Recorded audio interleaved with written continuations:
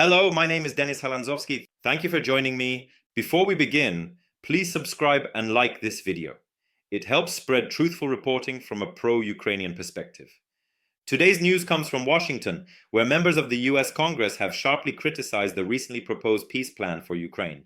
Lawmakers from both major parties expressed deep concern that the proposal could unintentionally reward Russian aggression and pressure Ukraine into concessions it has not agreed to and does not support. This is not a quiet disagreement. It is a forceful backlash that signals trouble for the international diplomatic timetable. Multiple congressmen stated openly that any peace plan that forces Ukraine into surrendering occupied territories, even temporarily, would be unacceptable. The sentiment across committees is that a rushed diplomatic settlement may produce not peace, but a fragile ceasefire that Russia could exploit to regroup and strike again later. Legislators emphasize that the United States must not pressure Kyiv simply to stop the war quickly at the cost of long-term security and independence. The criticism indicates frustration not toward Ukraine, but toward the way the peace deal was drafted and introduced. Several members of Congress said they were not adequately consulted before the proposal was pushed forward, and that the rushed schedule was unrealistic.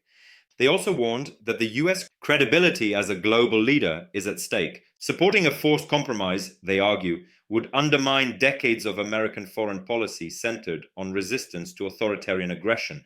This reaction in Washington introduces a new layer of complexity. The United States is one of Ukraine's most important partners, militarily, economically, and diplomatically. If Congress rejects the proposed plan, the White House cannot move forward without major corrections. This could delay negotiations and reshape the structure of the agreement entirely.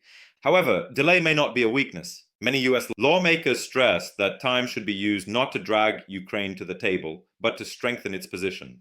That means continued military assistance, including artillery, air defense, drones, long-range missiles, and support for Ukraine's defense industrial base. The message is crystal clear. Peace should not come from pressure on Ukraine. It should come from pressure on Russia. So right now, the political winds in Washington are shifting, and those shifts matter. If Congress stands firm, Ukraine receives not only funding, but time, space, and legitimacy in negotiations. It also tells Moscow the United States is not ready to trade Ukraine's land for a symbolic handshake. Let's look deeper at the implications and what could happen next.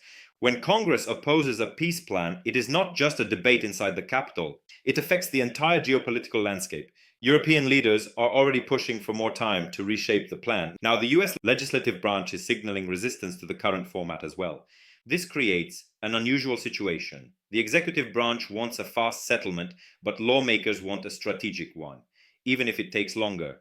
For Ukraine, this internal disagreement in Washington could become a turning point. If handled correctly, it gives Kyiv more leverage to negotiate from a position of strength rather than survival. It also sends an important message internationally. Ukraine is not alone in rejecting concessions that would freeze the conflict and allow Russia to rebuild. If the most powerful legislature in the world openly rejects the idea of trading land for peace, it encourages other countries to stand firm too. But there is also a risk. When political tensions grow inside the US, timelines for funding decisions can become more complicated. Ukraine needs stable support, both military and financial, not cycles of drama and uncertainty. Ukrainian diplomacy now faces a double responsibility: ensure that the peace plan is not rushed, and ensure that American aid does not get stalled during the negotiations. That will require clear communication, transparency in military needs, and unity between Ukraine and its partners. The bigger question remains: what is Moscow thinking? Russia is watching this carefully. It understands that the longer allies debate among themselves, the more opportunities open for Russian propaganda and military escalation. That is why Ukraine must demonstrate that a debate among partners does not equal weakness. It equals respect for democratic decision-making. The Kremlin wants a fractured coalition. Ukraine needs a coordinated one.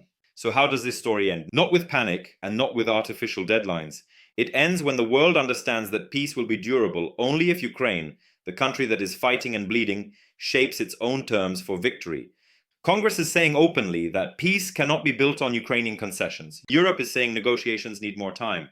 If these forces align, then instead of a rushed agreement, Ukraine may receive a stronger, safer, and more strategic end to the war.